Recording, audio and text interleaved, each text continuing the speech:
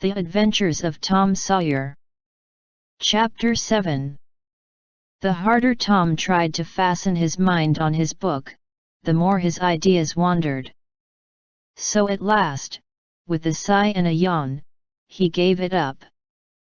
It seemed to him that the noon recess would never come. The air was utterly dead. There was not a breath stirring. It was the sleepiest of sleepy days. The drowsing murmur of the 25 studying scholars soothed the soul like the spell that is in the murmur of bees. Away off in the flaming sunshine, Cardiff Hill lifted its soft green sides through a shimmering veil of heat, tinted with the purple of distance. A few birds floated on lazy wing high in the air. No other living thing was visible but some cows, and they were asleep. Tom's heart ached to be free, or else to have something of interest to do to pass the dreary time. His hand wandered into his pocket and his face lit up with a glow of gratitude that was prayer, though he did not know it. Then furtively the percussion cap box came out. He released the tick and put him on the long flat desk. The creature probably glowed with a gratitude that amounted to prayer, too, at this moment, but it was premature, for when he started thankfully to travel off, Tom turned him aside with a pin and made him take a new direction. Tom's bosom friend sat next him, suffering just as Tom had been, and now he was deeply and gratefully interested in this entertainment in an instant. This bosom friend was Joe Harper. The two boys were sworn friends all the week, and embattled enemies on Saturdays. Joe took a pin out of his lapel and began to assist in exercising the prisoner. The sport grew in interest momently. Soon Tom said that they were interfering with each other, and neither getting the fullest benefit of the tick. So he put Joe's slate on the desk and drew a line down the middle of it from top to bottom. "Now," said he, "as long as he is on your side you can stir him up and I'll let him alone, but if you let him get away and get on my side, you're to leave him alone as long as I can keep him from crossing over." "All right, go ahead, start him up." The tick escaped from Tom, presently, and crossed the equator. Joe harassed him a while, and then he got away and crossed back again. This change of base occurred often. While one boy was worrying the tick with absorbing interest, the other would look on with interest as strong, the two heads bowed together over the slate, and the two souls dead to all things else. At last luck seemed to settle and abide with Joe. The tick tried this, that, and the other course, and got as excited and as anxious as the boys themselves, but time and again just as he would have victory in his very grasp, so to speak, and Tom's fingers would be twitching to begin, Joe's pin would deftly head him off, and keep possession. At last Tom could stand it no longer. The temptation was too strong. So he reached out and lent a hand with his pin. Joe was angry in a moment. Said he, "Tom, you let him alone. I only just want to stir him up a little, Joe." "No, sir, it ain't fair, you just let him alone." "Blame it, I ain't going to stir him much." "Let him alone, I tell you." "I won't." "You shall, he's on my side of the line." "Look here, Joe Harper, whose is that tick?" "I don't care whose tick he is, he's on my side of the line, and you shan't touch him." "Well, I'll just bet I will, though. He's my tick and I'll do what I blame please with him, or die." A tremendous whack came down on Tom's shoulders, and its duplicate on Joe's, and for the space of 2 minutes the dust continued to fly from the two jackets and the whole school to enjoy it. The boys had been too absorbed to notice the hush that had stolen upon the school a while before when the master came tiptoeing down the room and stood over them.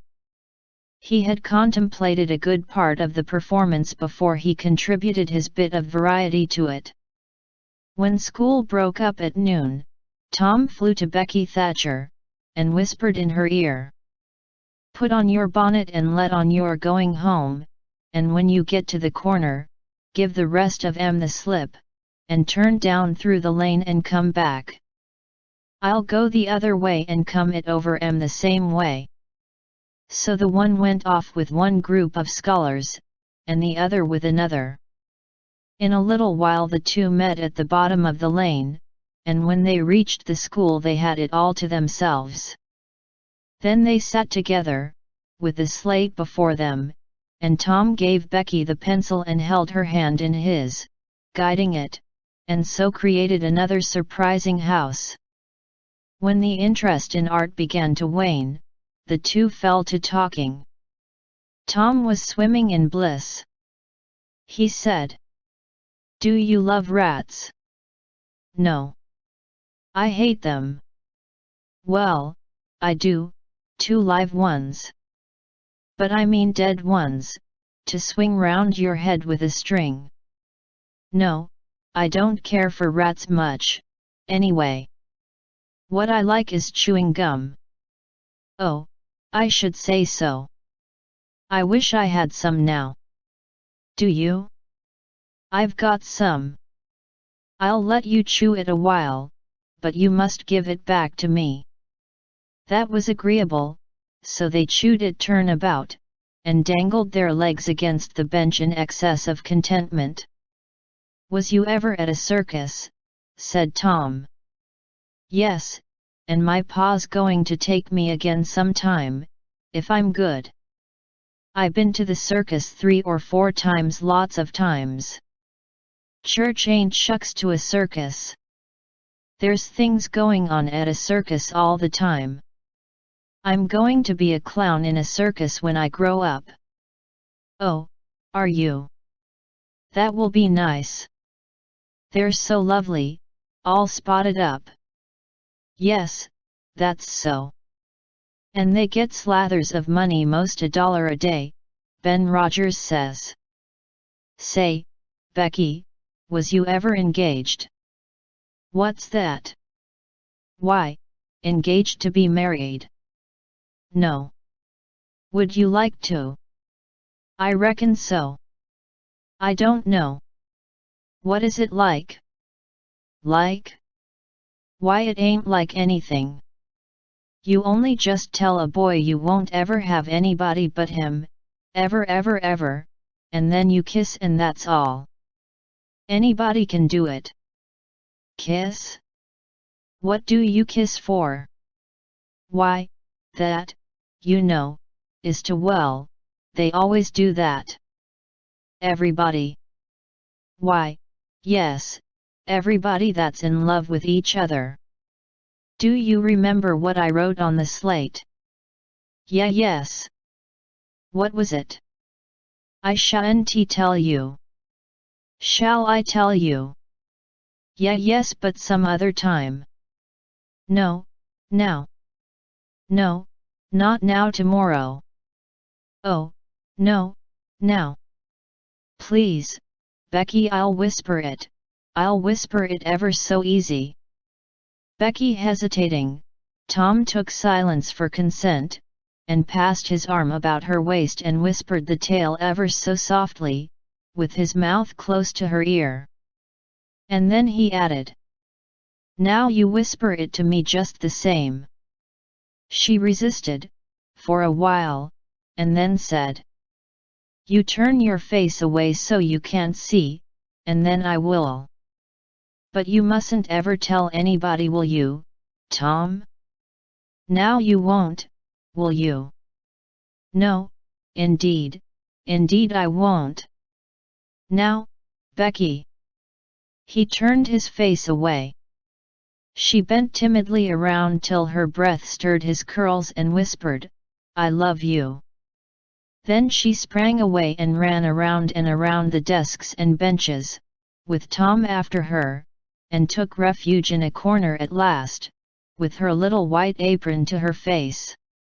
Tom clasped her about her neck and pleaded, "Now, Becky, it's all done all over but the kiss. Don't you be afraid of that, it ain't anything at all. Please, Becky." And he tugged at her apron and the hands. By and by she gave up, and let her hands drop.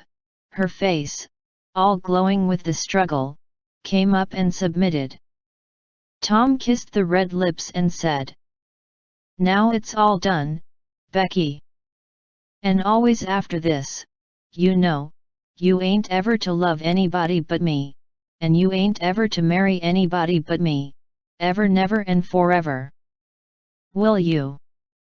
"No, I'll never love anybody but you, Tom, and I'll never marry anybody but you, and you ain't to ever marry anybody but me, either." "Certainly. Of course. That's part of it.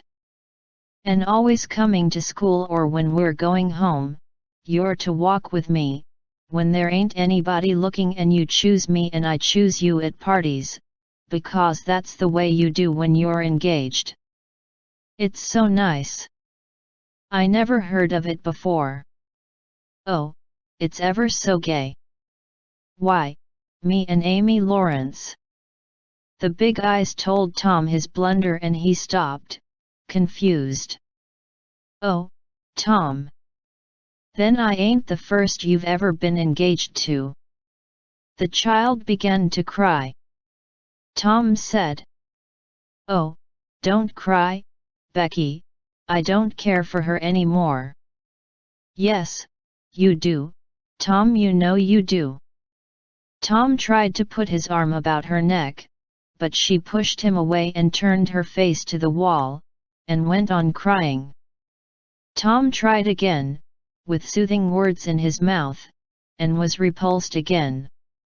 Then his pride was up, and he strode away and went outside. He stood about, restless and uneasy, for a while, glancing at the door, every now and then, hoping she would repent and come to find him. But she did not. Then he began to feel badly and fear that he was in the wrong. It was a hard struggle with him to make new advances, now, but he nerved himself to it and entered.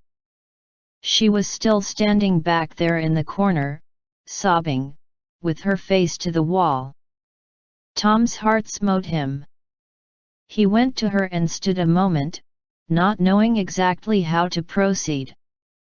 Then he said hesitatingly, "Becky, I don't care for anybody but you." No reply but sobs. Becky pleadingly, "Becky, won't you say something?" More sobs.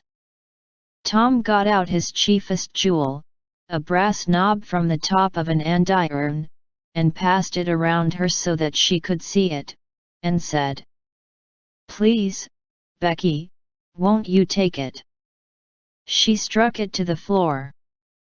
Then Tom marched out of the house and over the hills and far away, to return to school no more that day. Presently Becky began to suspect. She ran to the door, he was not in sight. She flew around to the play yard, he was not there. Then she called, "Tom! Come back, Tom!" She listened intently, but there was no answer. She had no companions but silence and loneliness. So she sat down to cry again and upbraid herself, and by this time the scholars began to gather again, and she had to hide her griefs and still her broken heart and take up the cross of a long, dreary, aching afternoon, with none among the strangers about her to exchange sorrows with.